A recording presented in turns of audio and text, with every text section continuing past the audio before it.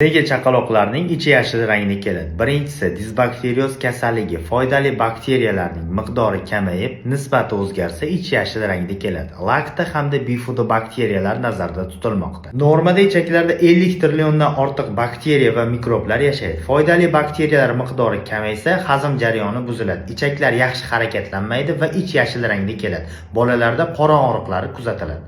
Bu holatda ichak mikroflorasini yaxshilovchi preparatlar beriladi.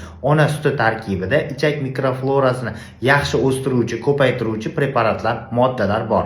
Ikkinchisi, laktozani ko'tara olmaslik. Laktaza fermentining yetishmovchiligida ham ich yashil rangda keladi. Normada sut tarkibida sut shakari, laktoza bo'ladi.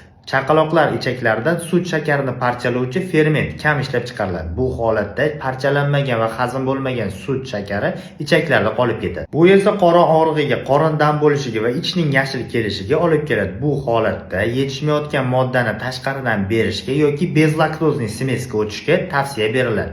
4 oylikdan keyin chaqaloqlar ichaklaridan bu moddalar ajralishi ko'payadi va bu holatda ichning yashil kelishi ham 4 oylikdan keyin kamayadi. Uchinchisi, ichaklarda stafilokok, streptokok va shartli patogen flora hamda antibiotiklar olgandan keyin zamburug'lar, griboklar ko'payib ketganda ham ich yashil rangda keladi. Bu holatda qo'zg'atuvchiga qarab antibiotiklar, bakteriofaglar yoki zamburug'ga qarshi preparatlar beriladi.